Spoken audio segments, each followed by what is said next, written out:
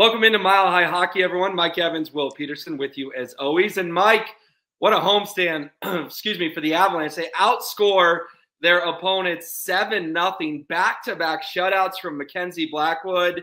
That just felt like a big rebound for Blackwood after a bit of a mini slump, and also kind of provided me hope of this is how this team's going to win the Stanley Cup if they can get elite goaltending. And certainly Blackwood was elite in those two games at Ball Arena. Strong goaltending, strong defense. It's a formula that always will serve you well in the playoffs. And I get that it was against St. Louis and Philadelphia. We're not talking about the iron of the NHL here, but back-to-back wins in which you get back-to-back shutouts, I don't care who the opponent is.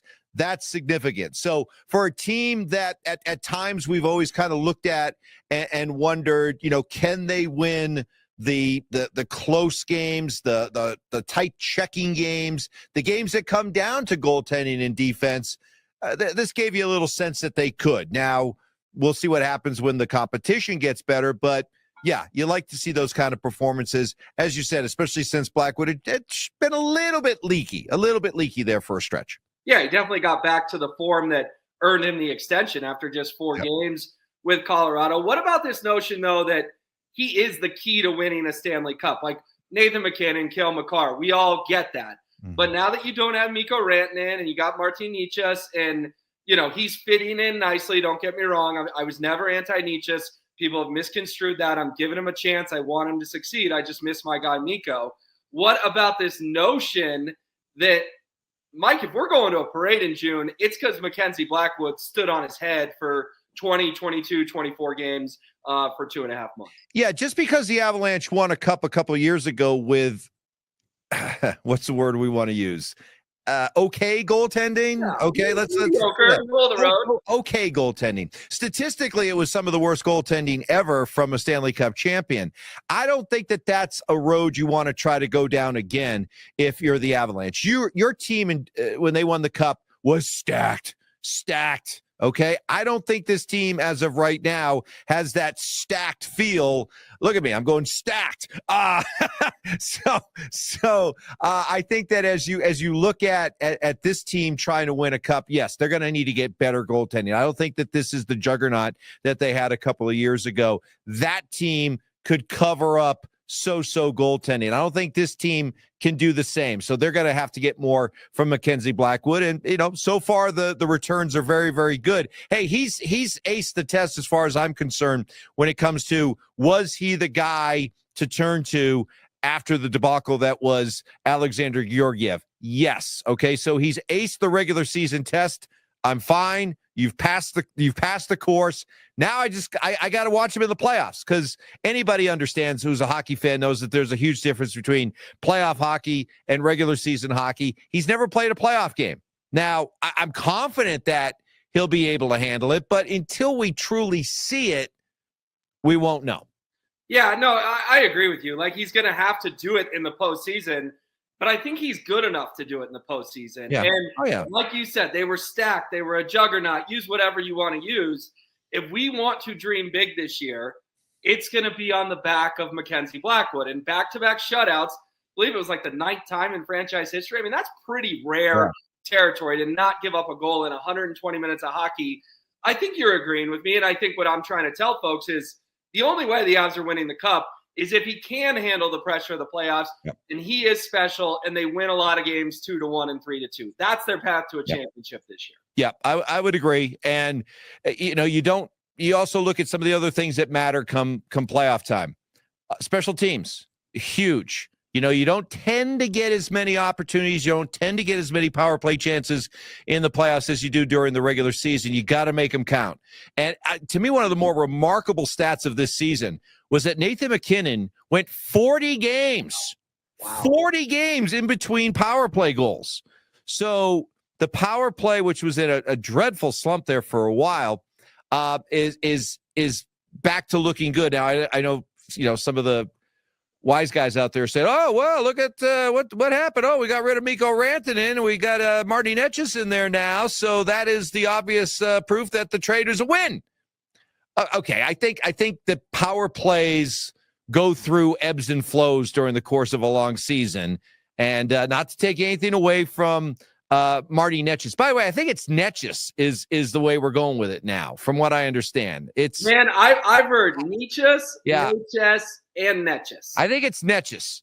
Anyway, so I'm going to go with that. Our guy who calls the game said that he talked to him, so he said that was the correct pronunciation. So anyway, it took me a while to get it took us a while to get to Valeri Nichushkin, right, for a while there. Sure. So, but anyway, Marty, we'll just go with Marty for now. Marty. I think that had the trade not happened, I'm still confident the Avalanche power play with all their firepower would have eventually hit a hot streak again. But it's good to see it happening because really goaltending, special teams tends to be huge when it comes to winning playoff hockey. Yeah, small sample size. You're right. But the power play has looked better, ebbs and flows. And actually, Mike, since the last time you and I chatted, we now do have a timeline on Valeri Nichushkin. Yep. Jared Bednar saying very hopeful right after Four Nations. Listen, you and I have told our listeners that for 2-3 weeks now. But if Nichushkin really is good to go, that first game back is in Nashville, late February. That's going to be a huge boost for the Avs as well.